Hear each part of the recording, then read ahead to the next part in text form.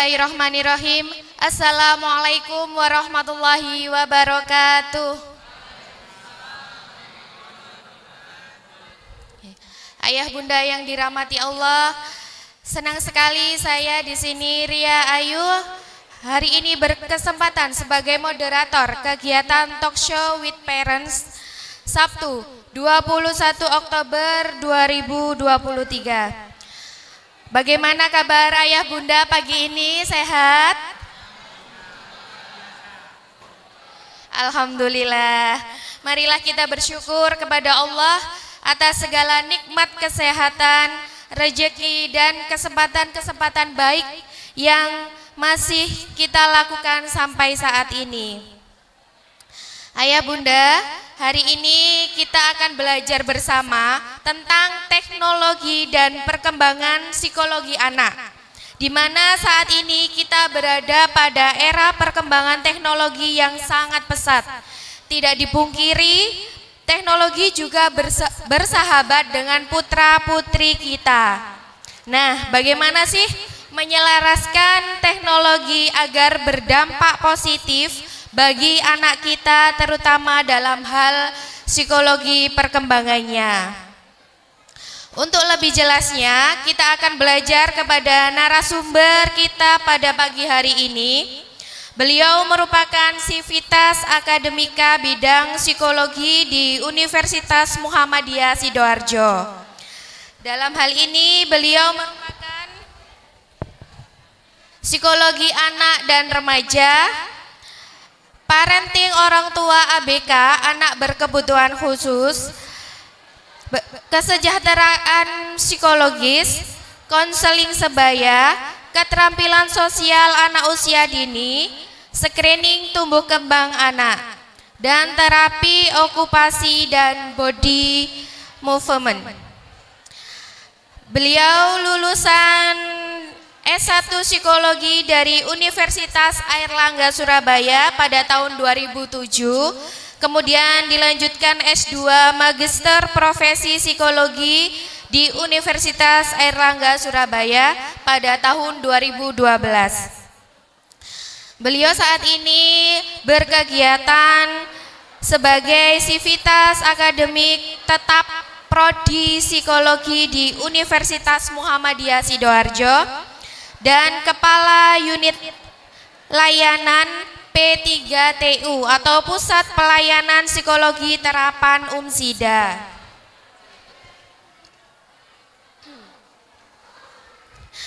Ayah bunda, mari kita sambut bersama Bunda Nurfilaili, MPSI Psikolog. Beri tepuk tangan yang meriah. Bismillahirrahmanirrahim. Assalamualaikum warahmatullahi wabarakatuh. Yang terhormat Ketua Pimpinan Ranting Muhammadiyah Wage Taman, yang kami hormati Majelis Dikdaksman Muhammadiyah, yang kami hormati Ibu Kepala Sekolah SD Muhammadiyah 3 Ikrom Wage Taman, yang kami hormati Bapak Ibu Dewan Guru SD Muhammadiyah 3 Ikrom Taman, dan yang kami hormati Bapak Ibu Wali Murid SD Muhammadiyah 3 Ikrom Wage Taman, dan yang saya sayangi tentu anak-anak siswa dari SD Muhammadiyah 3 Ikrom, terutama tadi MC Cilik beserta tilawah dan tilawatinya, begitu ya. Saya sudah tadi baca Al-Quran, wow, luar biasa. Saya sangat kagum dengan teman-teman semua, begitu ya. Baik, Bapak Ibu, tadi sudah disebutkan oleh Bu Ria, Ustadzah Ria selaku moderator, begitu ya, mengenai siapa saya. Mudah-mudahan ini menjadi awal baik bagi kita untuk saling berkenalan, nggih, Bapak Ibu. Saya izin mungkin nanti agak berdiri, boleh ya Bu Ria? Saya kalau duduk itu energinya kurang keluar, nun sewu.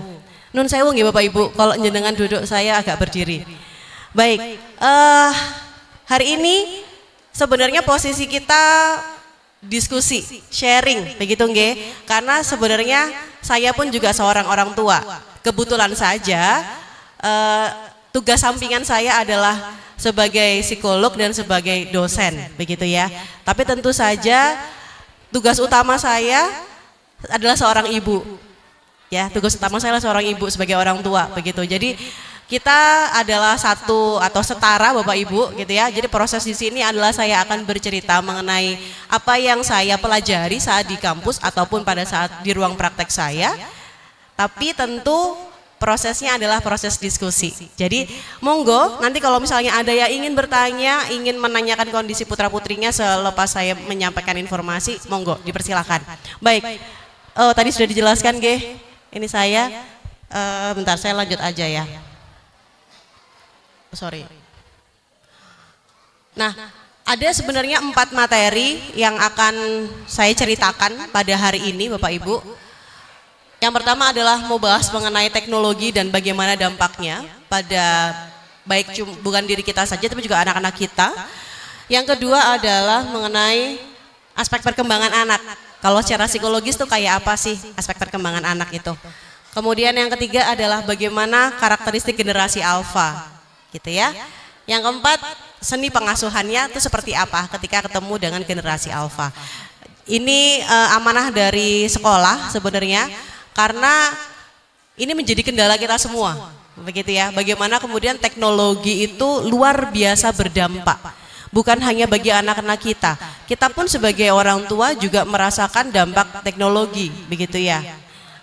Dampak baik dan dampak buruknya juga ada. Baik, saya lanjutkan ya. Kita mau bahas dari dampak teknologi itu menurut Kemendikbud tahun 2017, gitu ya. Dampak positifnya yang pertama adalah kita pasti tentu sangat mudah mencari materi, baik itu dari sisi materi pelajaran ataupun media pembelajarannya.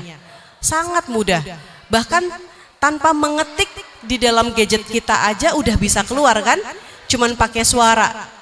Kita nggak tahu bahasanya apa, nggak tahu tulisannya apa, kalau kita ngomong sekarang udah bisa keluar kan Bapak Ibu ya.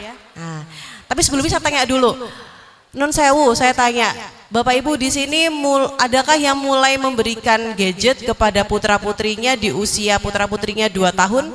Ada? Mungkin ada ya. 3 tahun ada? Ada mungkin ya, tapi saya nggak tahu. Soalnya nggak ada yang angkat tangan nih. Takut. Atau mungkin waktu masuk TK umur 5 tahun. Mungkin ada yang di atas. Oh iya, ada yang di atas. Ada yang masuk TK umur 5 tahun udah dikasih gadget, Ibu, Bapak? Ada. Oke, baik. Tenang Pak, Bu. Saya psikolog, tapi pada saat pandemi kemarin juga kena dampaknya. Jadi nggak apa-apa, kita sharing. Ya, karena saya juga mengalami situasi yang serupa dengan panjenengan dan saya juga sedang mencari solusinya. Kita cari bareng-bareng. Yang pertama dampaknya itu ya, yang positif nih. Gampang sekali cari informasi. Ya, nggak pakai ketik udah bisa keluar. Terus yang kedua, gadget atau teknologi itu juga membantu anak sebenarnya untuk bisa berpikir secara kreatif. Berpikir secara kreatif. Jadi maksudnya kayak apa? Dia itu teknologi itu merangsang anak untuk bisa mencari banyak sekali hal-hal yang baru. Kan panjenengan tahu juga ya bahwa anak-anak sekarang tuh luar biasa kognitifnya, cepat sekali gitu ya, nangkepnya tuh cepet banget. Jadi semakin kreatif lah anak-anak itu dengan menggunakan teknologi gitu. Nah, yang ketiga adalah teknologi. Kalau kita sering sekarang lihatnya tuh lihat YouTube begitu ya, bentuknya selalu kebanyakan audio dan visual. Coba kalau kita dulu, bentuknya kan cuma buku ya Bapak Ibu ya, kalau belajar kertas, nggak banyak gambarnya, banyak tulisannya. Anak sekarang enggak, betul ya. Kalau nggak bentuknya gambar, apalagi ada bentuknya video, nggak noleh loh mereka. Nggak noleh, anak saya juga begitu masih. Jadi kalau nggak bentuknya gambar atau video gitu ya, ada suaranya, ada gambarnya yang bergerak-gerak gitu ya, nggak noleh gitu ya. Jadi tapi sebenarnya keuntungannya apa? Berarti sensorik, visual dan audio atau audio visualnya itu terstimulasi dengan baik, gitu ya. Karena manusia itu kan punya 7 indera sensorik Bapak Ibu. Bukan cuma 5, tapi ada 7 sekarang itu. 5 kan panca indera nih, ketambahan 2 vestibular atau keseimbangan, dan proprioseptif itu adalah sensorik untuk gerak. Ya, jadi ada 7 sebenarnya indera sensorik manusia saat ini. Nah, jadi audiovisual ini yang banyak distimulasi oleh teknologi, begitu. Terus kemudian yang keempat, tentu saja kalau dia bentuknya audiovisual sangat menyenangkan bagi anak-anak. Karena apa? Modelnya kan interaktif ya. Anak tuh senang dengan hal yang interaktif. Dengan hal 2 arah begitu dia senang banget. Nah, jadi teknologi juga punya dampak positif. Ya. Jadi nggak ada ceritanya teknologi itu semuanya dampaknya negatif, enggak, tapi ada positifnya juga. Nah, habis itu kita mau bahas nih. Kalau kata Kemendikbud juga ada dampak negatif dari teknologi. Nah, yang pertama, ternyata menurut penelitian semakin dini usia anak kita saat kita berikan gadget itu mempengaruhi rentang konsentrasi kalau di dampak negatifnya. Semakin dini usia anak kita saat kita berikan gadget, umur 2 tahun, umur 3 tahun gitu ya, ternyata pada saat dia masuk sekolah, masuk TK misalnya, atau masuk SD gitu ya, rentang konsentrasinya itu menurut penelitian semakin pendek. Semakin pendek rentang konsentrasinya. Itu juga saya temukan di ruang praktek saya. Ya, jadi bukan hanya penelitian, saya juga menemukan itu banyak sekali anak-anak dan orang tua yang hadir di ruang praktek saya. Begitu nggih? 1, rentang konsentrasi. Kedua, hiperaktivitas. Ketika dia lepas dari gadget atau kita sering bilang sebagai tantrum. Tantrum. Ya. Jadi mungkin mengalami ya, mungkin mengalami. Ada yang tantrumnya sampai gulung-gulung, sampai nangis. Ada yang cuman ini, apa namanya, ngomel aja anaknya. Kalau cuman ngomel aja mungkin masih bisa kita redam ya. Tapi kalau udah gulung-gulung, nah udah deh, bingung mak bapaknya. Gitu ya. Itu muncul. Yang ketiga, ini penelitian lagi nih, kalau dari Kemendikbud juga, bahwa kemampuan sosialisasi di usia yang lebih tinggi ternyata juga semakin menurun ketika frekuensinya terlalu sering. Ngeten nggih, frekuensi penggunaan gadgetnya terlalu sering. Sosialisasinya menurun. Gitu. Yang keempat, sangat banyak yang masuk ke ruang praktek saya bilang habis dari hiperaktivitas nomor 2, dia lanjut ke 4, adiksi. Jadi kalau udah nggak ada handphone, bangun tidur harus handphone, semuanya harus handphone. Kalau nggak ada handphonenya, udah luar biasa, tantrumnya udah luar biasa, gitu, ya. Langsung loncat ke 4, ada yang sampai dengan adiksi, begitu. Bismillah itu bukan ada di sini ya, ada di luar sana, di ruang praktek saya maksud saya ada yang begitu, ya. Terus nomor 5. Kemampuan bahasa ekspresif yang bermakna terhambat. Maksudnya gimana sih Bu? Bahasa ekspresif yang bermakna tuh yang kayak apa sih? Maksudnya adalah kalau kita ajak anak-anak kita itu untuk berbicara ya, kita ajak ngobrol 2 arah begini. Apakah dia merespon dengan respon yang tepat? Atau responnya tuh hanya kalau kita tanyanya panjang gitu, kakak hari ini tadi di sekolah belajar apa? Nggak tahu. Kakak hari ini tadi di sekolah main apa? Aku lupa. Gitu ya. Nah itu sebenarnya perlu digali. Ini munculnya paling banyak di anak-anak yang usia dini Bapak Ibu. Di umur 3 tahun, 4 tahun, umur 2 tahun lah. Minimal anak itu harus punya kata bermakna itu 1 suku kata. Yang saya lihat ketika pemberian gadgetnya berlebih frekuensinya, umur 2 tahun, 3 tahun itu nggak sampai 1 kata ya bermakna. Ya, apalagi umur 3 tahun itu udah harusnya lebih dari 3 kata. 3 suku kata ya bermakna. Nah itu nggak keluar.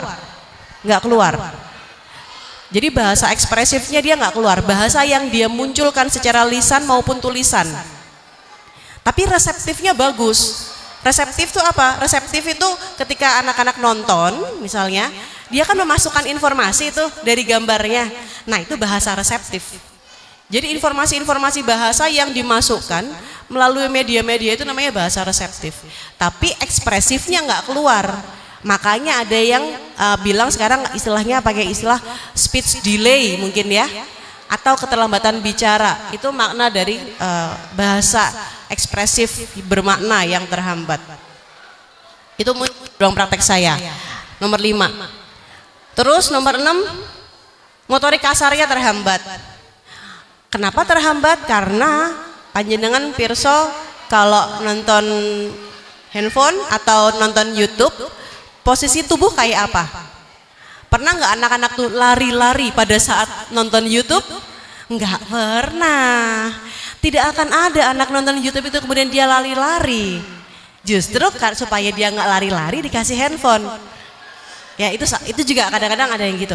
Nah ternyata ketika di usia yang lebih besar itu jadi hambatan pada perkembangan motorik kasarnya.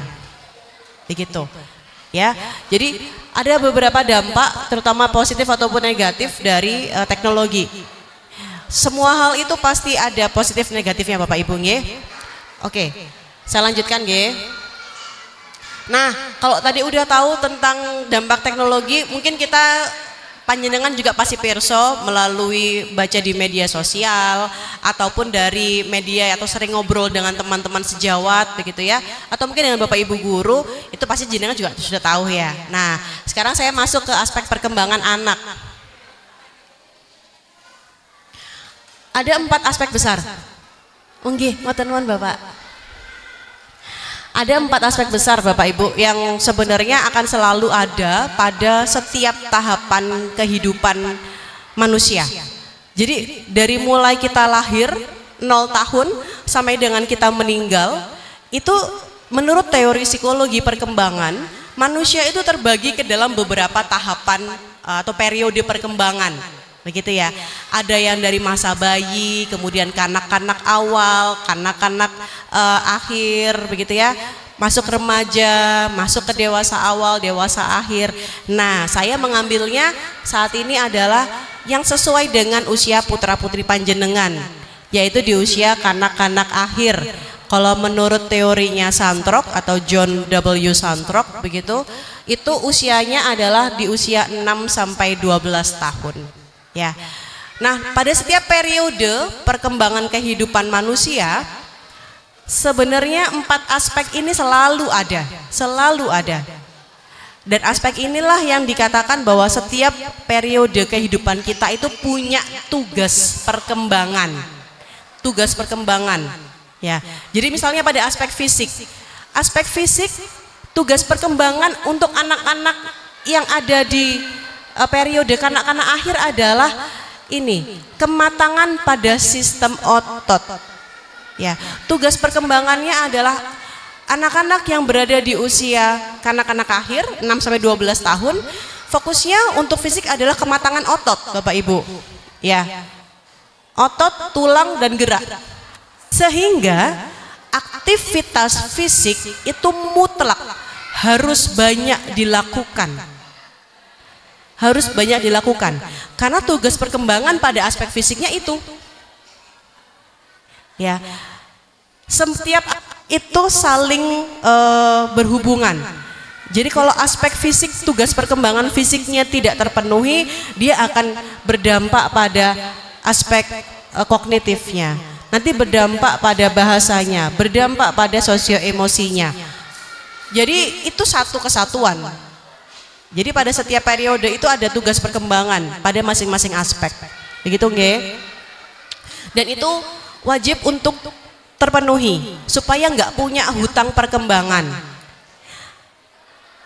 Alamiahnya atau naluriahnya sebenarnya manusia itu punya kemampuan untuk bisa menyelesaikan tugas-tugas perkembangan ini secara mandiri. Ya, alamiahnya begitu. Tapi pada beberapa anak mungkin butuh diberikan stimulasi yang lebih banyak sehingga membantu dia untuk menyelesaikan tugas perkembangannya. Gitu. Ya. Jadi sebenarnya alamiahnya tuh kita bisa menyelesaikan setiap tugas perkembangan. Tapi kadang-kadang ada yang butuh dibantu, ada yang butuh distimulasi, dipancing-pancing dulu anaknya baru keluar gitu. Nah, itulah tugasnya orang tua. Karena anak lahir kan nggak bisa sendirian kan. Anak lahir harus ada yang melahirkan kan, ibunya. Gitu. Bapaknya juga harus ada, orang bikinnya berdua kan. Nggak mungkin anaknya lahir sendirian nggak ada bapaknya, nggak mungkin ya. Pasti ada bapaknya. Jadi ya bapak ibunya ini yang harus mendampingi anak-anak ini untuk bisa menyelesaikan tugas perkembangannya. Ngaten. Ya, jadi aspek fisik itu. Sistem otot, tulang gerak sehingga aktivitas fisik itu diperlukan sekali. Jadi dia akan belajar mengenai koordinasi dan kestabilan gerak. Ya, gitu. Terus masuk ke aspek kognitif. Kognitif itu berarti cara berpikir Bapak Ibu. Ya. Aspek kognitif ini setiap periode pasti ada perkembangannya. Tapi memang pada anak-anak di usia kanak-kanak akhir, di usia ini 6-12 tahun, mereka masih pada tahapan operasional konkret. Operasional konkret itu kayak apa Bu? Gitu ya. Ini konkret ya, konkret, poin kata kuncinya adalah konkret, yaitu adalah melalui objek-objek yang bisa dilihat oleh inderanya, bisa dia lihat, bisa dia rasakan kehadiran objek tersebut, bisa dia cium ininya, misalnya aromanya. Jadi kalau belajar, mereka akan menggunakan banyak indera sensoriknya dengan objek yang memang kelihatan bendanya, bisa dia rasakan kehadirannya. Makanya kalau di SD, di sekolah itu kan banyak kegiatan outdoor learning.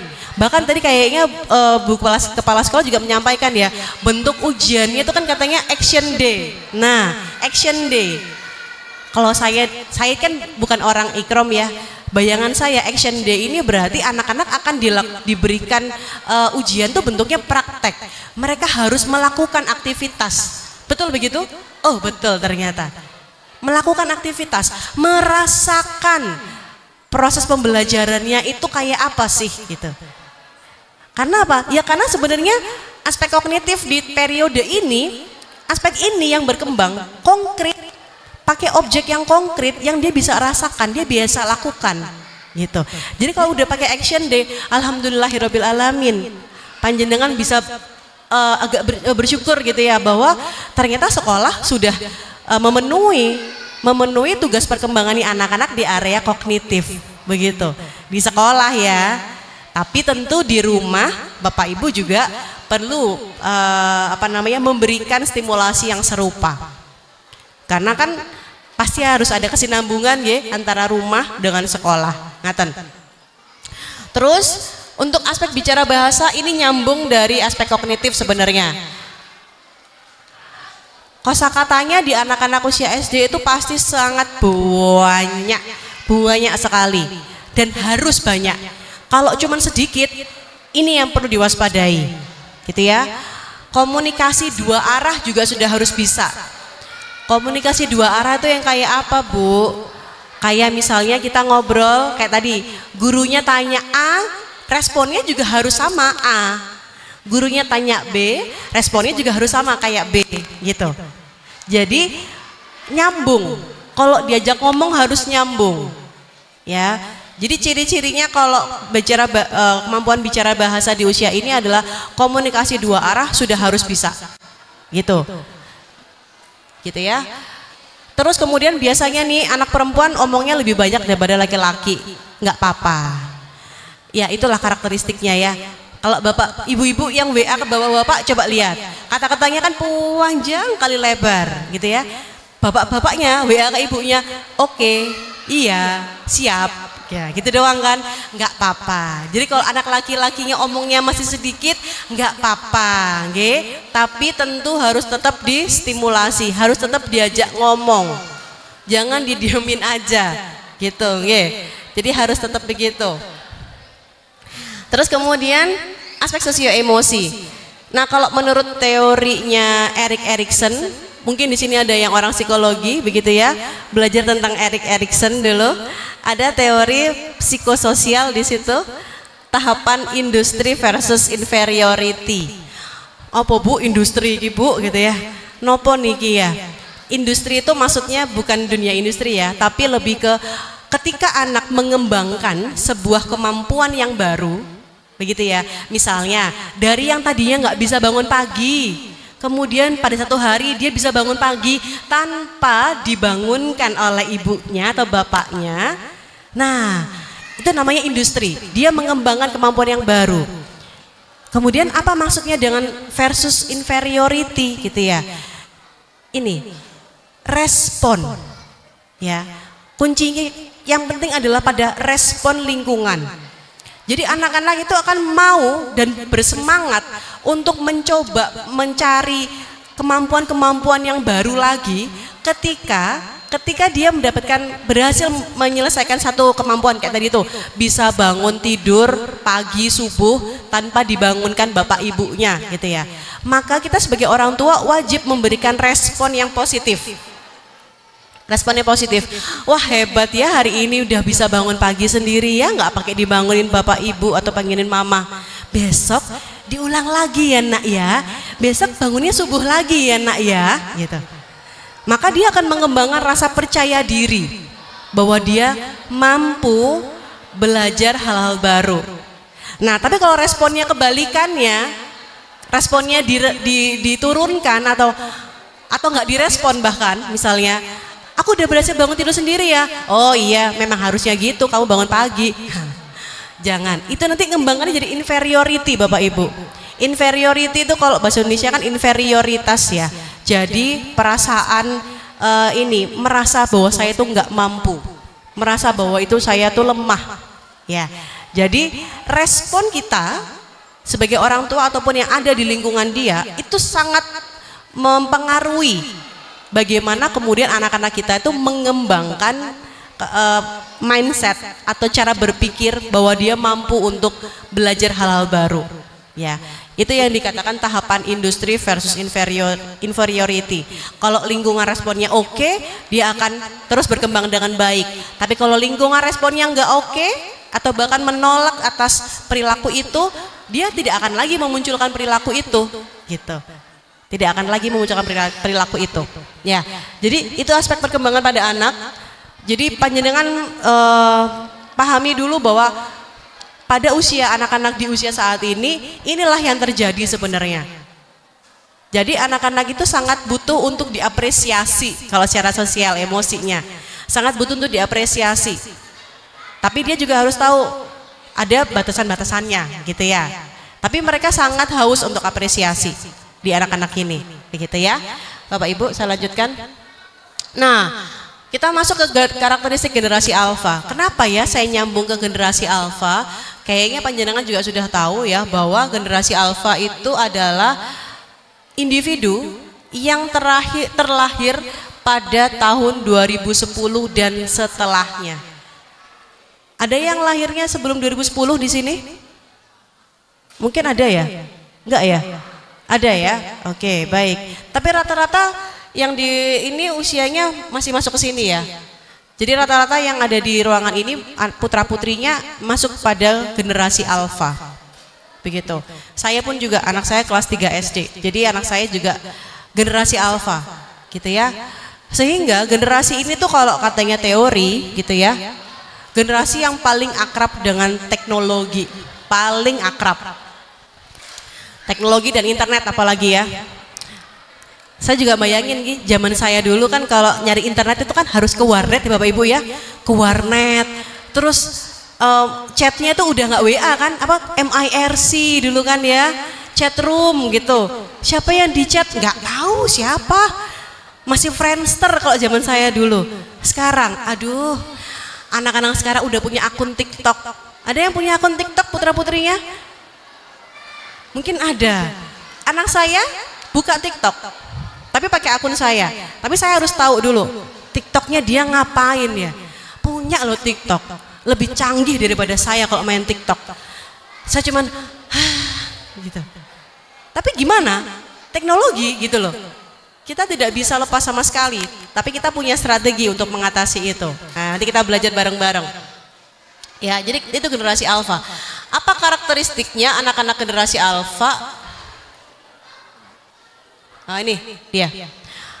Pertama dari yang paling bawah ya sebenarnya. Kalau generasi alfa itu karena dia banyak berhubungan dengan internet. Internet itu kan dunia maya ya. Menurut penelitian banyak anak-anak yang terasing dari dunia sosial, begitu ya. Terlalu dekat dengan teknologi membuat anak-anak ini terasing dari dunia sosial, begitu. Kenapa? Ya, hidupnya dia banyak dengan teknologi, gitu ya. Nun sewu, di lingkungan rumah bapak ibu masih ada nggak sih yang main engkle? Masih ada? Nggak ada. Di lingkungan saya nggak ada soalnya. Gobak sodor ada? Nggak ada ya. Atau main apa lagi ya? Bekel. Lompat tali masih ada bu? Nggak ada. Nggak ada. Lompat tali, gobak sodor, terus kemudian dakon itu di dalam rumah ya. Kalau di luar rumah kan biasanya tadi itu engkle, kemudian dolip-dolipan misalnya zaman dulu ya. Ada enggak? Enggak ada loh. Enggak ada, saya temukan di rumah saya juga enggak ada. Padahal apa yang membuat kita keluar rumah zaman dulu? Mainan-mainan itu kan, kumpul dengan teman-teman mainan itu kan sebenarnya. Sekarang enggak ada sama sekali. Enggak ada. Lompat tali aja anak saya enggak bisa. Lompat tali itu harus dilatih berkali-kali anak saya itu. Baru dia bisa ngelompati talinya. Itu pun juga paling segini. Enggak sih, sependek gitu. Lompat tali. Latihan sendiri di rumah, saking nggak punya temen, nggak ada temen yang mau dijak main lompat tali di rumah, di lingkungan rumah. Jadi terasing dari dunia sosial, karena sudah banyak terambil alih oleh teknologi. Kedua, bergantung banget sama teknologi, bergantung banget, gitu ya. Maksudnya adalah karena dia sangat dekat ya. Ketika gadgetnya atau teknologinya diambil, dia akan gampang sekali untuk tantrum tadi itu ya. Tapi padahal yang ketiga paling terdidik ya. Anak-anak kita tuh paling terdidik. Kenapa? Coba panjenengan bisa refleksi dengan diri panjenengan sendiri deh Bapak Ibu. Kalau kita kan selalu saat ini Bapak Ibunya itu kan sangat terbuka dengan akses pendidikan ya. Kita tuh melihat kok mau cari sekolah tuh harus lihat kurikulumnya pakai kurikulum apa, guru-gurunya lulusan apa, kemudian metode pembelajarannya pakai metode pembelajaran kayak apa, ekstrakurikulernya kayak apa, penanaman karakternya kayak apa. Coba bayangkan, panjenengan sebagai wali murid, sebagai orang tua kan melihat itu kan ketika memilih sekolah. Bener apa bener? Bener kan? Melihat itu. Jadi sebenarnya anak-anak kita tuh paling terdidik. Karena apa? Karena kita sebagai orang tuanya melihat hal-hal itu ketika kita mau memilih sekolah. Gitu. Jadi anak-anak kita tuh generasi yang paling terdidik sebenarnya. Karena orang tuanya sangat aware dengan pendidikan. Sebenarnya itu. Dibandingkan generasi yang sebelumnya. Nah, kemudian yang berikutnya adalah dia suka hal praktis dan instan. Iyalah. Kalau lihat YouTube kan harus cepet ya. Kalau koneksinya lambat, ada nggak yang suka tantrum di rumah? Itu ponakan saya gitu. Dulu dia dikasih sama bapak ibunya dikasih handphone dari umur berapa ya? 3 tahun. Kalau internetnya error atau nge-lag di rumah, udah tantrum dia. Gulung-gulung dia sudah. Jadi butuh cepet, butuh praktis, butuh instan. Begitu ya. Gitu ya. Nah, itu jadi dia suka sesuatu yang praktis dan instan Bapak Ibu. Terus yang berikutnya adalah degradasi nilai kehidupan. Ini yang saya rasakan mungkin dari sisi pendidik ya. Mungkin dari Bapak Ibu guru juga gitu ya. Kalau saya dari sisi pendidik di kampus aja masih banyak mahasiswa itu apa ya kalau saya bilang unggah-ungguh kalau orang Jawa itu ya. Unggah-ungguhnya itu kayak masih kurang tertanam dengan baik begitu. Jadi degradasi nilai, penurunan nilai-nilai budaya. Nilai-nilai budaya itu pada anak-anak di generasi alfa ini sudah mulai menurun. Sehingga efek sampingnya sopan santun ataupun unggah-ungguhnya pada saat di lingkungan sosial itu jadi agak menurun. Masalahnya adalah kenapa itu jadi masalah? Karena kita tinggal di budaya orang Jawa. Itu jadi permasalahan karena kita tinggal di budaya orang Jawa. Beda misalnya kita tinggal di lingkungan yang memang berbeda dengan budaya Jawa gitu ya, yang mengedepankan individualis misalnya, itu tidak jadi masalah. Tapi menjadi masalah karena kita ada di budaya Jawa gitu ya. Nah, ini yang juga menjadi karakteristik anak-anak kita gitu. Makanya jadinya mereka jadi manusia individualis, sibuk dengan teknologi, jadi mereka cenderung kerjanya secara individual. Oh iya, satu lagi ini saya lupa, di bagian paling terdidik gitu ya. Tadi kan saya sampaikan bahwa orang tua itu saat ini kan sangat memilih tuh karakteristik sekolah gitu ya. Nah, ketika panjenengan kan memilih akhirnya sekolah di SD Ikrom ini, saya tadi dapat info ya bahwa ternyata di SD Ikrom ini juga punya kelas tahfiz gitu ya, kelas tahfiz. Di mana ternyata pada perkembangannya di tahun ajaran kemarin itu, di tengah semester capaian dari kelas tahfiz ini udah melampaui seperti yang ditargetkan. Ya, yang harusnya di akhir semester capaiannya, targetnya tuh di akhir semester, ternyata sudah bisa terpenuhi di tengah semester. Sebenarnya itu juga menjadi ciri gitu ya, bahwa anak-anak kita itu secara kognitif luar biasa Bapak Ibu. Ngaten nggih. Jadi udah nggak usah diragukan bahwa anak-anak kita tuh anak-anak yang sangat pintar. Nah, sangat pintar secara kognitif. Tapi masalahnya aspek perkembangan tuh bukan cuma kognitif aja kan, ada aspek fisik tadi, ada aspek sosio-emosi juga, ada aspek bicara dan bahasa, begitu ya. Jadi bukan cuma kognitif, maka aspek yang lainnya pun juga perlu kita kembangkan. Ya, mengikuti kelas tahfiz itu juga bisa menjadi salah satu proses stimulasi berkaitan dengan kognitif. Tapi nanti juga perlu ikut ekskul yang lain sebagai pengembangan untuk aspek psikologis yang lain. Ngaten nggih Bapak Ibu. Saya lanjutkan. Nah, sekarang kita langsung masuk ke seni pengasuhan gitu ya, dari generasi alfa. Kalau saya ngomongnya pakai roti damber. Roti damber ini apa sih Bu? Ro itu sebenarnya saya pakai dari kata role model yang merah sebelah kiri atas. Penanaman nilai luhur kehidupan itu kita mulai dari role model. Mungkin panjenengan merasa ya, kok anak saya ini kayak kopian saya ya, copy paste dari saya. Kalau enggak dari ibunya, ya dari bapaknya, gitu. Ya memang copy paste sebenarnya. Sehingga pada saat kita mau membantu anak-anak kita itu untuk membuat perilaku ataupun kebiasaan-kebiasaan baik, maka dimulai dari role model, role-nya dulu. Kita harus jadi contohnya dulu. Kalau pingin anak kita hafal Al-Quran, maka bapak ibunya pun juga harusnya di rumah mengupayakan dirinya untuk sama-sama menghafal Al-Quran. Sehingga kalau nanti masuk kelas tahfiz, sebenarnya juga bapak ibunya juga ingin ikut belajar menghafal Al-Quran juga seperti putra-putrinya. Kalau pingin anaknya bisa berkata-kata yang baik, maka dimulai dari bapak ibunya dulu yang di rumah berkata-kata baik kepada anak putra-putrinya. Maka insya Allah itu akan jadi contoh. Mereka akan mengcopy dan mempaste ke dalam perilakunya mereka. Gitu.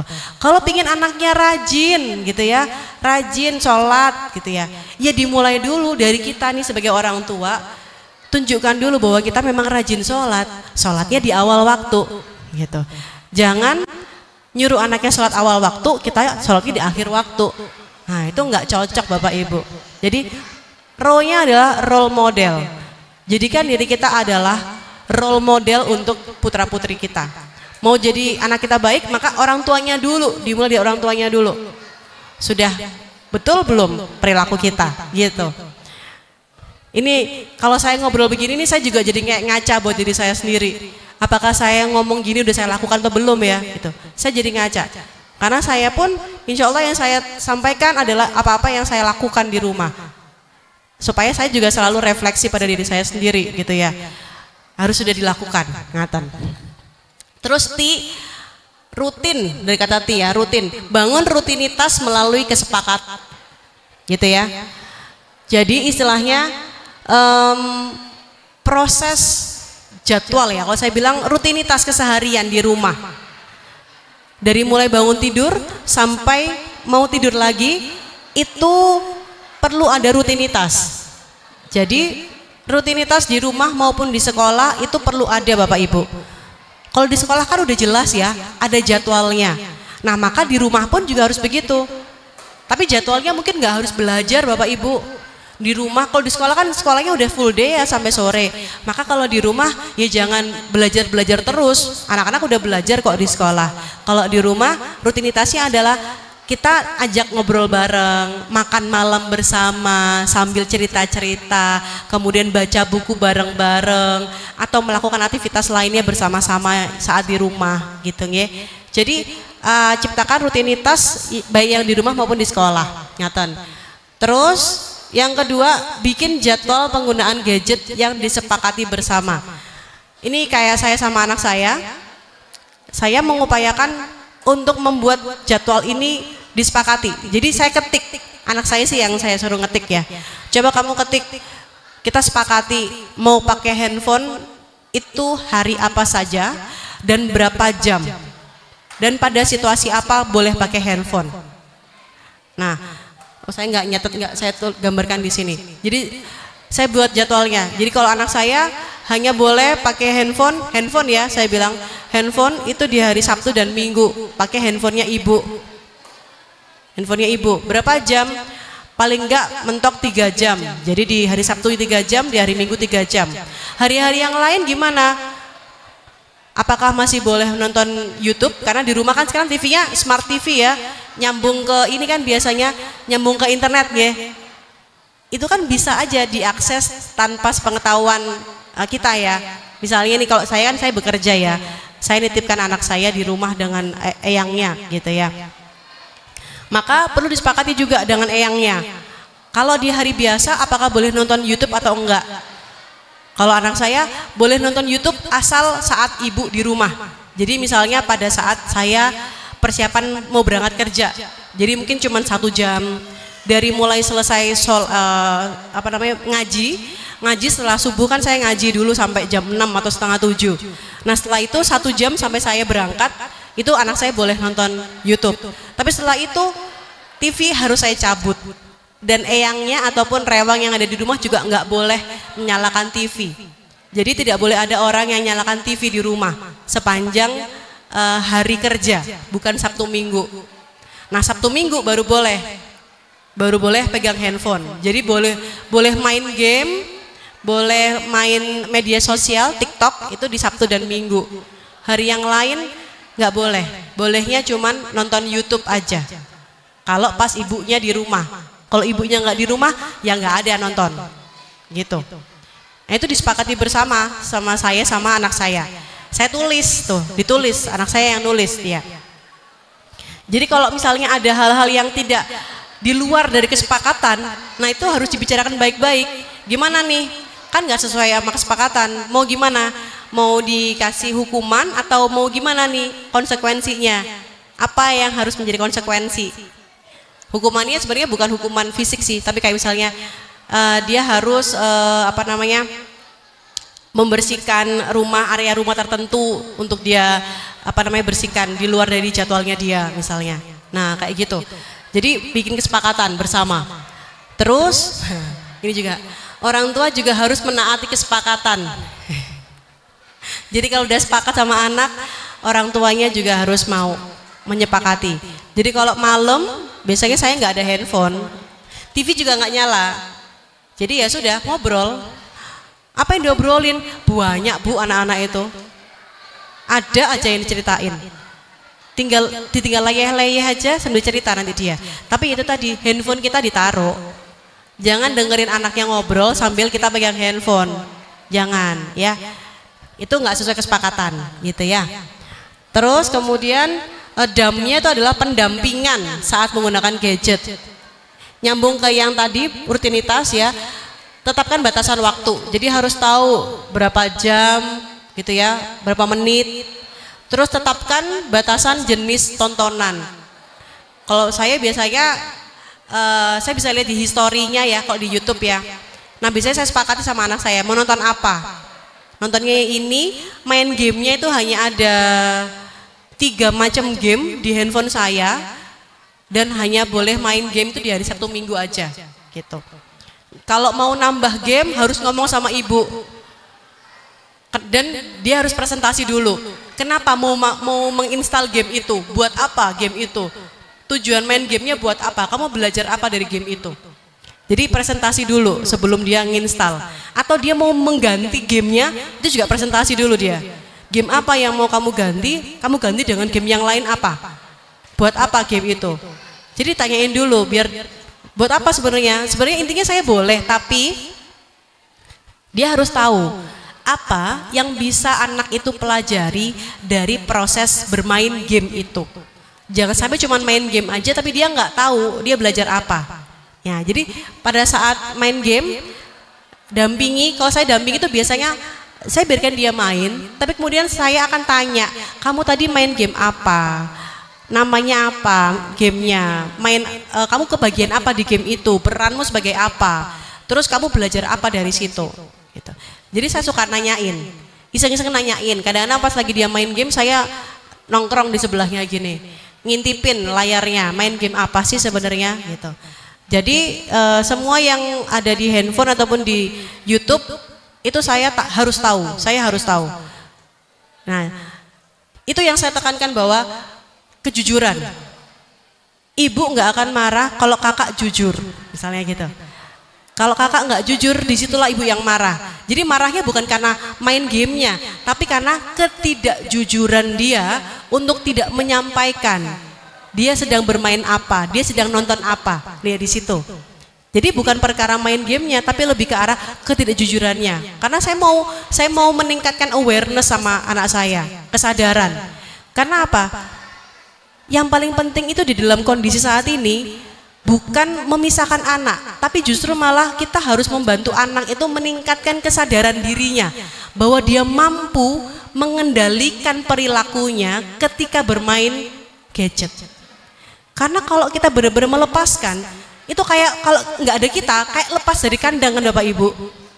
Di luar tuh kayak lepas dari kandang, sembarang kali dimainkan. Nah justru yang paling penting adalah meningkatkan kesadaran dirinya.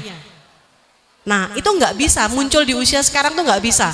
Tapi kita bisa memberikan pancingan-pancingan, supaya ketika usianya, jadi pengendalian diri itu mulai terbentuk dengan baik di usia 25 tahun. Sejalan dengan kemampuan berpikir sistematis yang di neokorteks itu di 25 tahun. Jadi baru muncul di 25 tahun.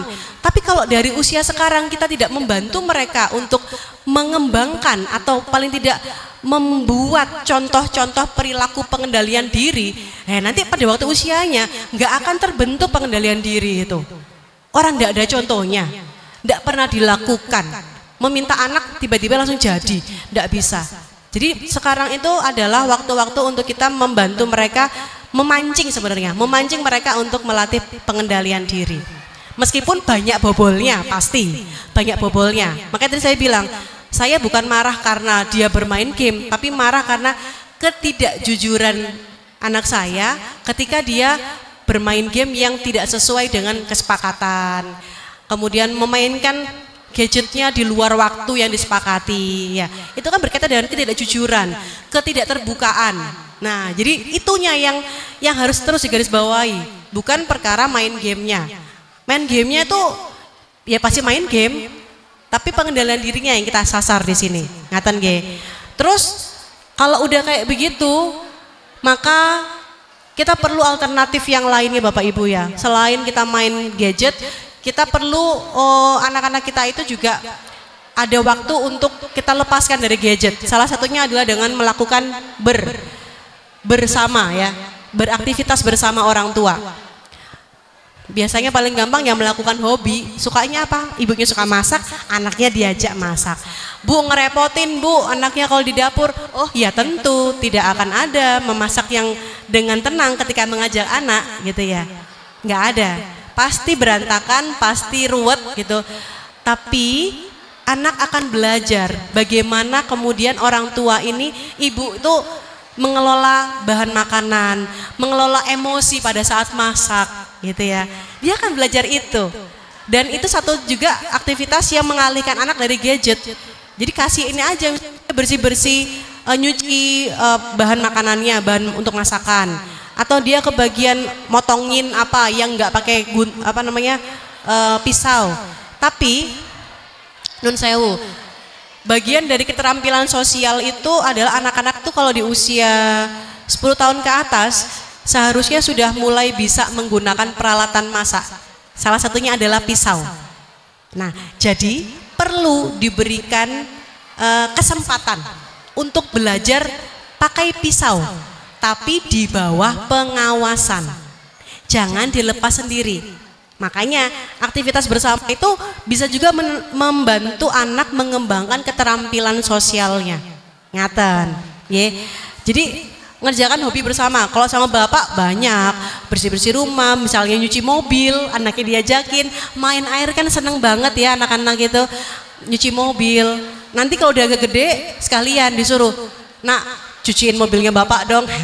Itu kalau udah gede. Sekarang latihan dulu sebelum dia mampu nyuciin mobil bapaknya, gitu kan? Latihan dulu. Kalau nggak pernah diajak latihan pak, nggak bisa suruh nyuci mobil, nggak tahu kan dia. Nah diajak latihan dulu. Ntar kalau udah waktunya masuk SMP gitu, kak cuciin kak mobilnya bapak kak, alhamdulillah gitu ya, gitu. Tapi soronya sekarang memang bersih-bersih rumah, olahraga bareng misalnya yang ini ya, yang aktif dan fit gitu ya. Tolong anaknya diajak juga kalau olahraga, jangan cuma bapak ibunya yang jalan-jalan sendiri, anaknya diajak jalan juga gitu ya. Pokoknya intinya bareng-bareng lah, intinya begitu ya. Supaya anak-anak itu bisa lepas dari itu, dari teknologi, dari gadgetnya gitu. Terus bermain non gadget, ini tadi saya sampaikan ya, bermain permainan tradisional yang sekarang itu udah nggak ada. Anak saya nggak bisa main bekel bapak ibu, yang bolanya itu kalau dilemparin ada ritmenya kan, ada satu kali lemparan harus bisa ditangkap lagi ya. Ih anak sekarang sulitnya minta ampun. Sulitnya minta ampun. Saya punya 2 anak di rumah, bukan 2 anak sih, anak saya 1, ponakan saya 1, cowok. Menjaga ritme bolanya itu luar biasa, luar biasa. Ini saya juga temukan kemarin, saya habis ikut workshop juga begitu, di Jakarta pun juga begitu. Bahkan anak-anak itu untuk jongkok, dari jongkok kemudian berdiri, jongkok lagi di usia sekolah dasar nggak bisa jongkok, nggak bisa berdiri gitu.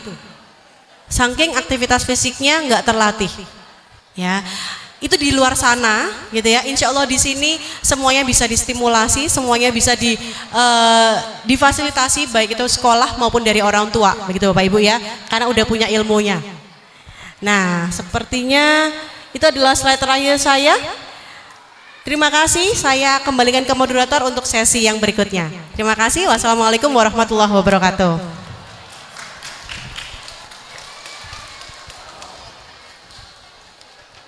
Ya, alhamdulillah untuk materi hari ini sudah tersampaikan. Sesi berikutnya ada tanya jawab kepada ayah bunda. Yang ingin bertanya kepada narasumber kita diperbolehkan, monggo. Ada yang mau bertanya? Oke.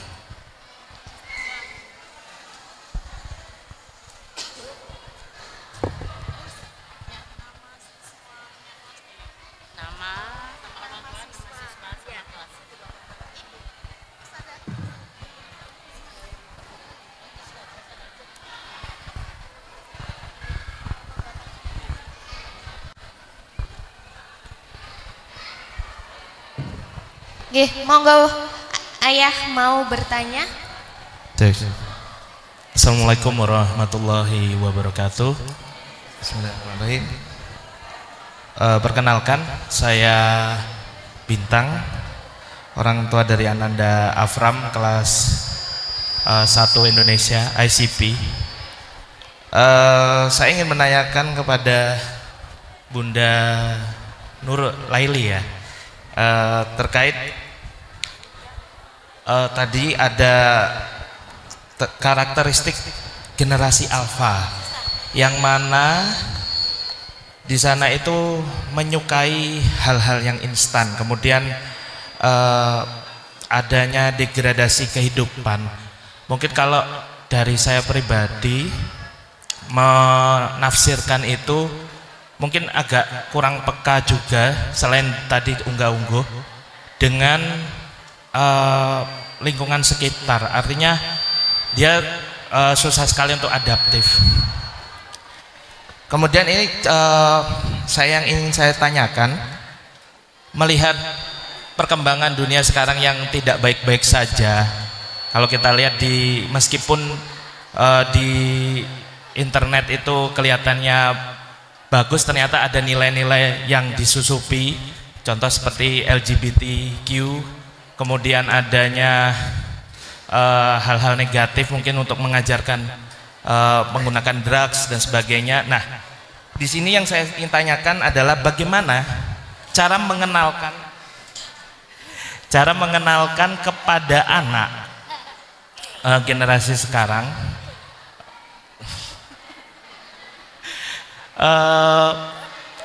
cara untuk pengenalan dini terkait sinyal-sinyal negatif.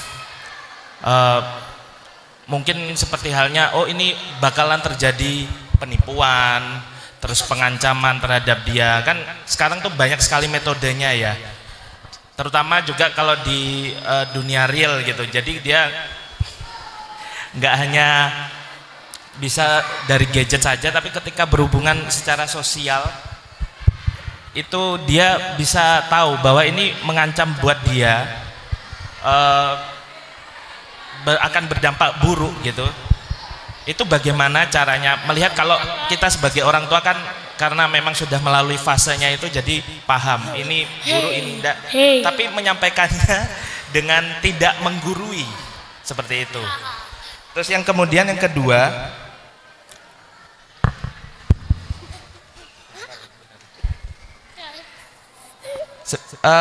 terkait menyukai hal-hal yang instan ini, masih relevankah memperkenalkan anak-anak kita? Memang teknologi itu sangat bagus, dengan hal-hal yang memperkenalkan hal-hal yang sedikit mungkin agak primitif ya. Contoh, kita kalau mengakses informasi tidak menggunakan Google, artinya menahan. Jadi untuk mengencourage-nya mungkin datang ke perpustakaan, atau mengajak mungkin jika kita kenal dengan suatu narasumber, kita mengajaknya untuk berwawancara seperti itu. Jadi atau mungkin untuk kirim pesan, memang sekarang lebih cepat ya dengan telepon WhatsApp seperti itu. Kita perkenalkan teknologi-teknologi yang primitif seperti berkirim surat. Jadi itu tidak instan seperti itu. Kita masih relevan nggak untuk memperkenalkan hal-hal tersebut supaya mengurangi juga ketergantungannya terhadap teknologi gitu. Teknologi bagus, tapi setidaknya dia bisa tahu survivalnya seperti itu.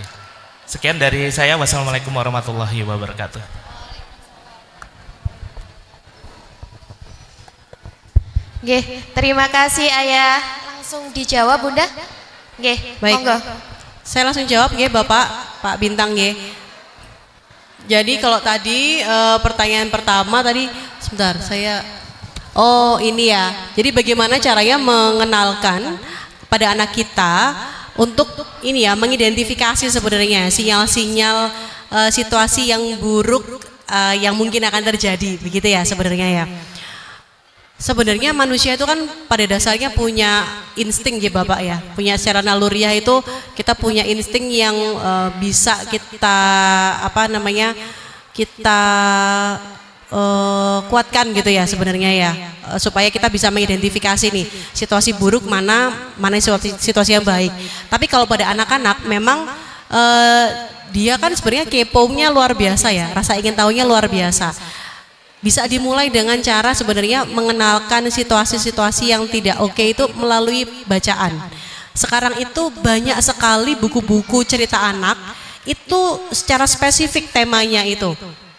Jadi kalau saya itu di rumah punya beberapa buku untuk anak saya, waktu itu memang ini waspada tentang seksual, bahkan tentang predator seksual gitu ya.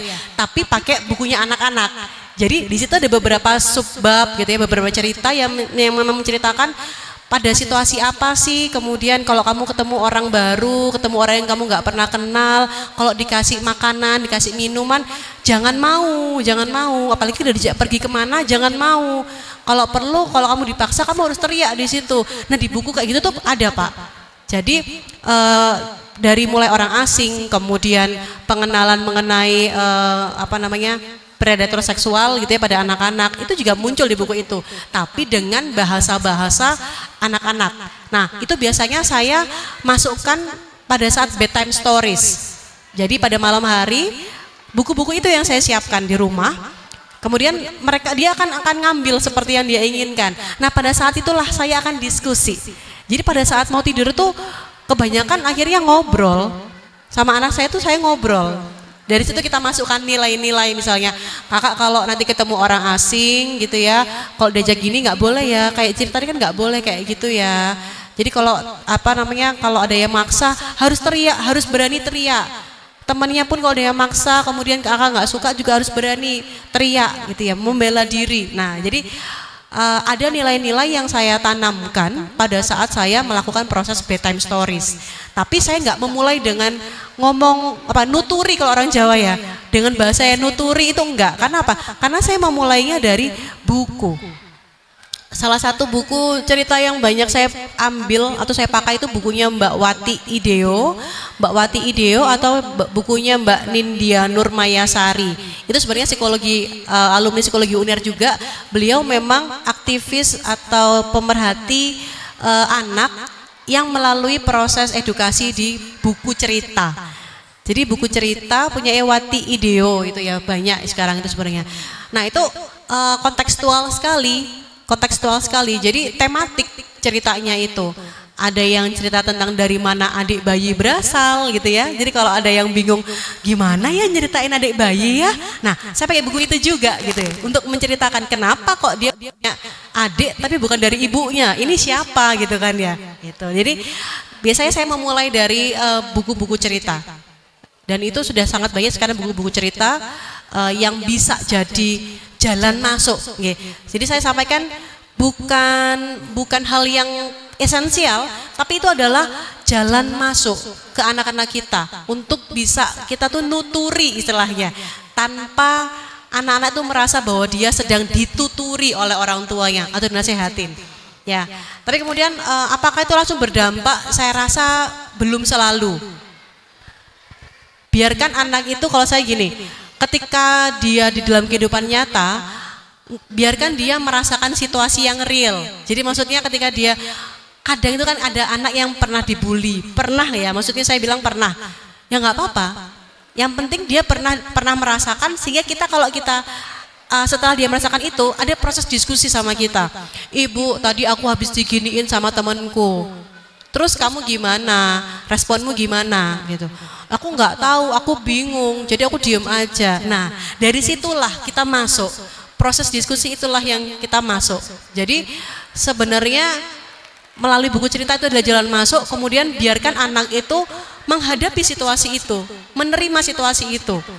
Ya, nggak harus kita yang ngaju-ngaju, enggak. Tapi kalau emang terjadi, enggak apa-apa, terjadilah gitu ya. Tinggal yang paling penting adalah anak tahu bahwa ada orang tua nih yang di belakang mereka untuk menerima cerita mereka, dan kita bisa loh diajak ngobrol, diajak diskusi. Kira-kira kakak harusnya kayak apa? Oh harusnya kalau kayak gini tuh harusnya kamu kayak gini kak. Besok lagi kalau ketemu temen yang kayak gini, kamu coba ya ngomongnya kayak gini ya. Nah jadi memulainya dari apa-apa yang sudah dia alami. Jadi menurut saya penting bagi anak itu untuk merasakan situasi real. Jadi misalnya dia dibiarkan naik sepeda, kemudian dia jatuh pada saat dia naik sepeda, ya nggak apa-apa jatuh. Tapi anak akan belajar setelah itu. Kalau dia jatuh, apa yang harus dilakukan ketika dia jatuh misalnya? Oh kalau habis jatuh itu berarti aku harus membersihkan lukaku, dibersihkan lukanya, kemudian aku harus nuntun sepedaku misalnya. Nah itu loh, problem solving itu sebenarnya yang mau kita bangun ke anak-anak kita. Tapi tentu tidak dengan instan ya Bapak. Jadi itu pasti butuh waktu, mungkin saya bilang bertahun-tahun. Tapi kalau tidak dimulai dari sekarang, tidak diberikan contoh dari sekarang, mereka nggak punya datanya di sini. Sehingga kalau nanti itu kejadian di usia yang lebih tinggi, kebingungan kan dia, gimana cara menyelesaikannya, wong saya nggak punya datanya. Kalau di komputer kan gitu kan, apa yang muncul di layar kita adalah apa-apa yang kita masukkan datanya, bener nggak Pak?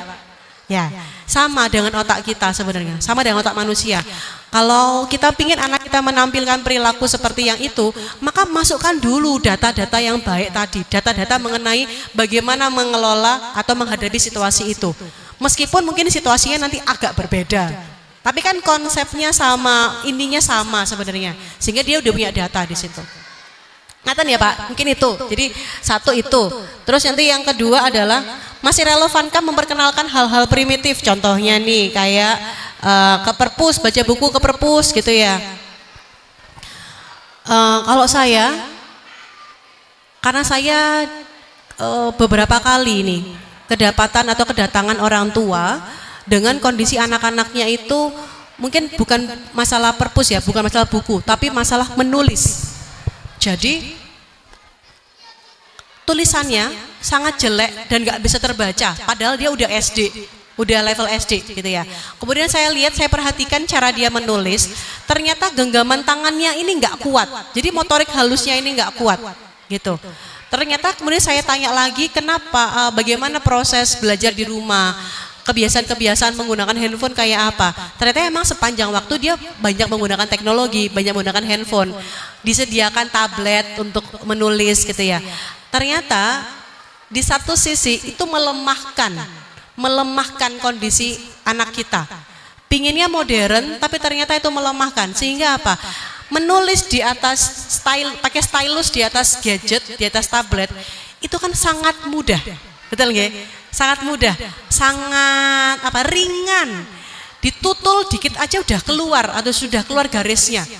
Bandingkan sama kita nulis pakai pensil atau ballpoint, setengah mati kan, kita harus menekan itu, tapi nggak boleh terlalu keras tekanannya sehingga kertasnya nggak bolong, tapi garisnya keluar.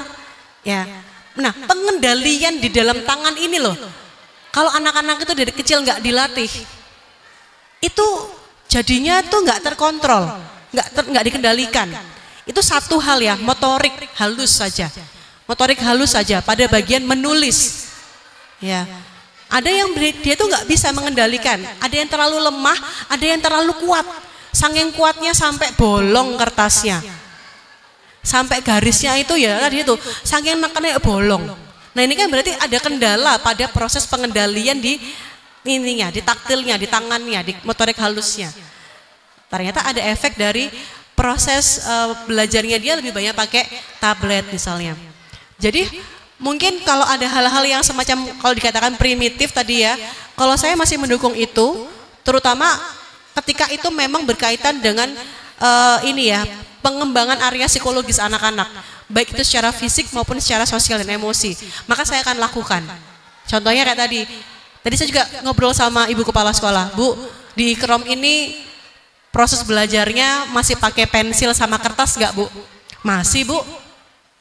Kebanyakan di sini pelajarannya masih pensil pakai sama kertas nulisnya. Yang pakai peralatan atau perangkat itu hanya di TIK. Yang lainnya kebanyakan masih pakai pensil dan kertas. Oke Bu, alhamdulillah. Karena banyak yang masuk di ruang praktek saya begitu. Kebanyakan pakai gadget, efek sampingnya dia nggak bisa nulis. Karena dia nggak bisa, bukan nggak bisa nulisnya, pengendalian di tangannya ini loh yang nggak kuat gitu. Jadi dia butuh dilatih. Jadi kayak latihan, balik lagi kayak anak-anak, kayak anak TK akhirnya latihan tekstur gitu ya, pegang slime, kemudian meremas, memeras santan misalnya. Makanya kalau tadi ke dapur bareng-bareng, ayo nak coba diperes ya kelapanya. Itu tuh latihan motorik halusnya sebenarnya. Diperes, cara meresnya gimana? Gini loh meresnya nak, sampai atus. Itu latihan motorik halus juga, tapi dari hal-hal yang sudah kita lakukan sehari-hari. Intinya gitu sih Pak. Ya, jadi sama kalau mau baca buku itu juga masalah kebiasaan ya. Kalau sekarang kita suka nonton YouTube, Semua informasi sudah ada di YouTube, sudah ada di TikTok misalnya. Mau nggak anak-anak tuh baca buku? Nggak mau. Kenapa? Lama, ya kan? Baca buku tuh lama sebenarnya. Baru dapat intinya tuh kan lama. Nah, tapi masalahnya di dunia ini yang dibutuhkan itu adalah orang-orang yang sabar dalam menghadapi berbagai situasi. Gitu ya. Kalau di dunia kerja kan begitu kan, orang yang sabar, orang yang bisa konsisten melakukan sesuatu, itu justru yang dikasih nilai tinggi kan biasanya dibandingkan orang yang gerusa-gerusu misalnya. Nah padahal kalau itu nggak pernah kita latih di anak-anak kita, ya nggak jadi sebenarnya. Jadi ya wis menahan, saya juga menahan diri, saya juga begitu Pak, saya juga menahan diri sebenarnya supaya tidak minta yang instan dari anak saya.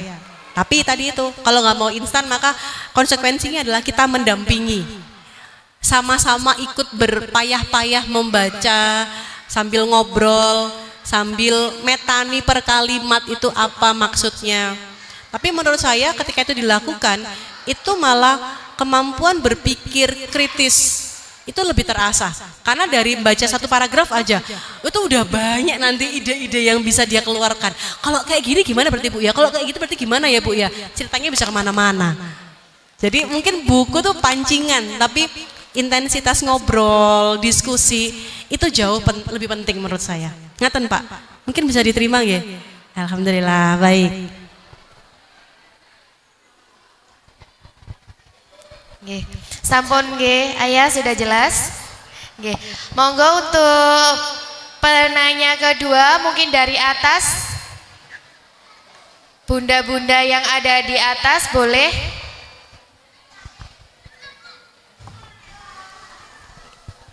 Oke, dari atas dulu. Nggih, dari atas dulu Bunda.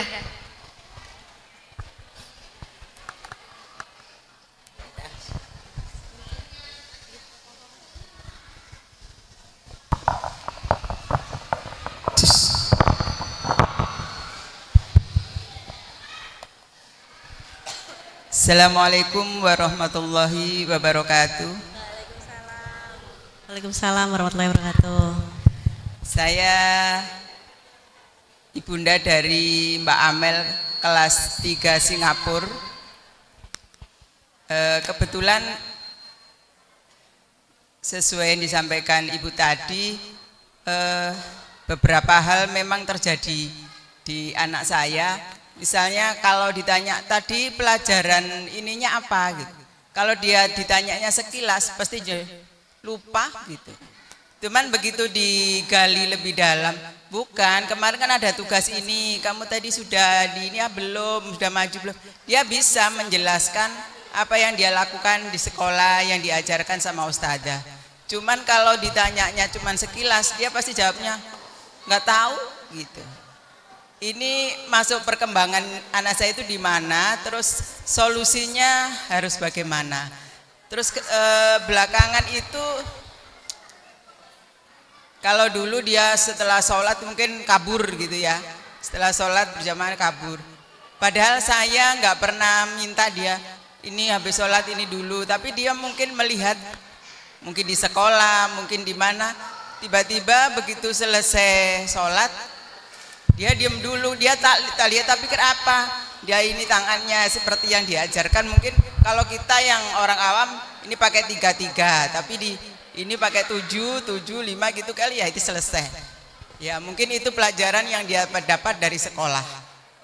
Jadi saya secara tidak langsung, oh ada ininya perkembangannya, dia yang diajarkan di ustazah. Cuman di sisi negatifnya kadang dia masih cerita di kelas. Dulu mulai dari kelas awal itu sampai kelas 3 ada saja masih yang ada yang namanya bully tadi ya Bunda. Mungkin salah satu positifnya anak saya mengalami sehingga dia apa ya, kita juga bisa kasih kekuatan apa istilahnya cara menghadapi. Cuman sampai sekarang pun itu masih terjadi gitu loh. Jadi kadang dia pulang-pulang itu saya maunya pindah aja kelasnya, anaknya rame, terus apa gitu dijahilin. Tapi kalau kita kasih pengertian, emang kalau pindah di tempat lain nanti nggak ngalami yang sama. Atau bagaimana caranya kita supaya anak kita itu tetap merasakan nyaman di sekolah maupun di kelas, atau bagaimana peran daripada orang tua dan ustadzah kelas itu untuk permasalahan bullying itu. Terima kasih, itu yang kami tanyakan. Terima kasih. Wassalamualaikum warahmatullahi wabarakatuh. Waalaikumsalam warahmatullahi wabarakatuh. Maksud jawab ya. Baik, yang pertama tadi ini ya, tadi Nun Sewu, ibu putranya atau putrinya kelas berapa? Kelas 3. Oh, kelas 3. Oh, sama kayak anak saya, perempuan. Oke, baik. Iya, mirip lu sama anak saya. Kalau ditanyain jawabannya, Kak, ada hari ini ada PR apa? Nggak tahu, lupa gitu ya. Terus hari ini belajar apa di sekolah? Apa ya, nggak tahu lah, lupa lah gitu ya. Memang munculnya anak saya juga begitu, Ibu. Jadi apakah itu bermasalah? Sebenarnya ini karakteristik pra remaja. Jadi dia memang mulai cuek gitu ya, mulai cuek dengan obrolan dengan orang tua gitu. Nah, biasanya kalau udah kayak gitu saya akan mencari waktu yang berbeda. Mungkin setelah dia pulang sekolah udah selesai semuanya gitu ya, udah ganti baju, udah lepas semuanya gitu. Dia udah dalam situasi yang lebih enak. Nah, saya baru ajak dia untuk ngobrol gitu. Ngobrolnya juga biasanya karena saya kerja ya, Bu. Jadi ya biasanya malam. Biasanya saya malam ngobrol sambil dia makan, sambil saya juga lagi makan juga. Jadi ngobrol bareng-bareng, ditanyain barusan. Baru ditanyain kemudian hari ini saya bukan tanya tentang belajar sih. Saya tanya-tanya, hari ini sama teman-temanmu kamu main apa? Atau ngobrol apa sama teman-temanmu? Ada hal yang baru nggak? Jadi kayak orang pengen gibah gitu loh, Bu, tanyainnya. Kan anak perempuan soalnya ya. Jadi ngobrol apa sama temenmu, terus main apa, tadi ada temen yang main ke rumah nggak gitu. Jadi saya akan tanya begitu. Jadi saya akan memulai dari apa-apa yang dia sedang mainkan atau sedang obrolkan pada saat itu gitu ya, pada saat, atau saya tahu temennya juga ngobrol itu. Jadi karena dia masuk mulai usianya sekarang kalau kelas 3 mungkin di 8 tahun ya, 8 tahun atau 9 tahun ya, itu udah mendekati mau masa remaja itu kan sekitar 12 tahunan ya. Itu hawa-hawanya sudah mulai muncul kayak begitu, Bu. Nah, tapi biasanya itu yang saya lakukan. Jadi ngobrolnya bukan tentang kamu belajar apa hari ini. Kadang-kadang kan nggak semua anak suka ditanya tentang belajar ya, tapi dimulai dari kamu main apa hari ini, main apa, ngobrol apa sama temanmu. Karena pasti kalau anak cewek itu punya banyak bestie gitu ya, cewek-cewek gitu ya, terus ngobrolinnya random gitu kan ya, kemana aja. Nah itu saya pengen tahu, saya tuh kepo dengan hal itu. Karena memulainya dari situ gitu. Baru kemudian saya baru tanya tentang pelajarannya dia gitu, pelajarannya dia belajar apa, terus ada ini nggak ada masalah apa begitu ya di sekolah. Nah ini nyambung juga kalau misalnya masalah bullying gitu ya tadi ya. Kayaknya dari zaman kita dulu tuh kan sering ya ada bullying ya. Paling gampang itu kalau zaman kita dulu kan, Bu, manggil nama bapak ya, ya kan? Dulu masih gitu kan, kita dipanggil nama bapak kita kan. Panggil nggak sopan gitu kan, nama bapak nggak pakai nama paknya kan, namanya doang kan, Bu. Nah itu dari zaman dulu udah ada bullying sebenarnya. Cuman yang membedakan dulu bullying dulu dengan bullying sekarang tuh adalah yang sekarang itu mentalnya anak-anak kita itu yang menurut saya itu lebih lemah daripada kita dulu. Kalau kita dulu mungkin alah terus gak direken gitu ya. Tapi mungkin juga ada yang itu kena mental ya. Tapi kalau sekarang rata-rata banyak yang agak masih belum cukup kuat ya. Sehingga Kak tadi jenengan sampaikan, jenengan ngajak ngobrol, kemudian jenengan bisa tahu memberikan alternatif cara penyelesaiannya. Insya Allah sudah benar, Ibu. Itu sudah oke. Jadi tinggal diteruskan aja bahwa keterbukaan anak untuk menceritakan masalahnya itu adalah hal yang utama. Yang kedua adalah sebelum kita memberikan nasihat, jadi sebelum kita ngasihin nuturi gitu ya, dengarkan dengan tuntas apa yang dia inginkan, apa yang dia keluhkan, dan apa yang dia butuhkan. Nah, apa yang dia butuhkan, cari dulu dia butuhnya apa nih dari kita. Jadi sebelum kita menjustifikasi atau kita nuturi itu tadi ya, cari tahu dulu dia butuhnya apa sih, dari kita itu butuhnya apa. Nah, barulah ketika kita sudah tahu bahwa oh ternyata dia itu cuma butuh misalnya validasi, apakah sikap saya itu benar apa salah, ya udah kita kasih dia validasi. Atau misalnya dia butuh, aku jadi harusnya kayak gimana sih Ma, kalau aku kayak gitu aku harus kayak gimana, kita kasih dia solusi. Kalau tadi dia bilang aku pindah aja ya, pinginnya pindah aja, tapi jenengan sudah pengen juga benar, sudah benar. Kalau kakak pindah, apakah nanti di kelas yang baru tidak mengalami situasi yang serupa? Nah, jadi dia butuh mencari atau dilihatkan sudut pandang yang berbeda. Nah, jadi gali dulu apa yang dia keluhkan, apa yang dia inginkan, dan apa yang dia butuhkan. Baru kita bisa menyampaikan pendapat kita terhadap situasi itu. Karena anak-anak sekarang kayak tadi saya sampaikan, kognitifnya tuh luar biasa cepet, luar biasa pinter. Jadi kalau kita kebanyakan nuturi, kalah pinter kita sama anak-anak kita, Bu.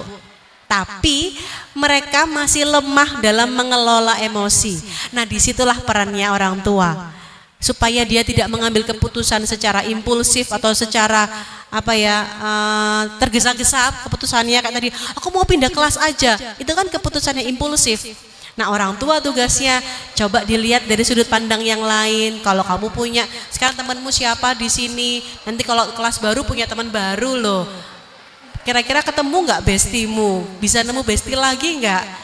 Nah, dilihat lagi kalau teman-teman yang suka bully di kelas ini tuh siapa aja, berapa orang yang bully kamu, berapa orang yang sayang sama kamu. Coba hitung lebih banyak yang mana, lebih banyak yang sayang kan. Kalau lebih banyak yang sayang, ya ayo kakak tuh harusnya begini, kalau ada temennya kayak begini, cara ininya kayak begini kak gitu.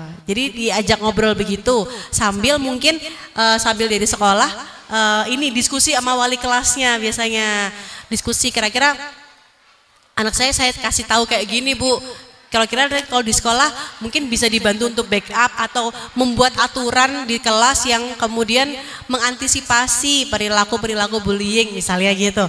Jadi dari dua sisi, di rumah dikasih penguatan supaya anak-anak itu secara mental juga lebih kuat gitu ya, sosial emosinya juga dia bisa meregulasi emosi dengan baik. Di sekolah pun juga ada regulasi ataupun aturan-aturan yang bisa bisa disepakati bersama. Tentu sekolah kalau di Ikram saya rasa sangat terbuka dengan hal-hal seperti itu, sehingga guru baik itu walas maupun guru-guru yang lain bisa diajak untuk berkoordinasi berkaitan dengan hal itu. Mungkin begitu Ibu ya. Cukup bisa dipahami? Nggih, baik, matur nuwun sangat Ibu.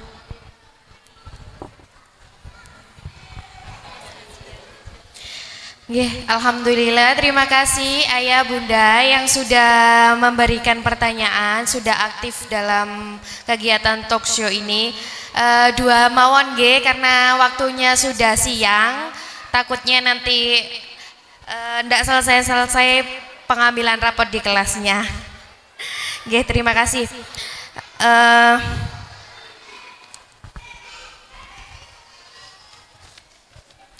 Baiklah ya Bunda, semua yang dapat kita simpulkan dari diskusi pagi hari ini, yang pertama tadi ada dampak positif, proses belajar lebih mudah, suasana belajar lebih menyenangkan. Kemudian dampak negatifnya meningkatkan hiperaktivitas saat lepas dari gadget.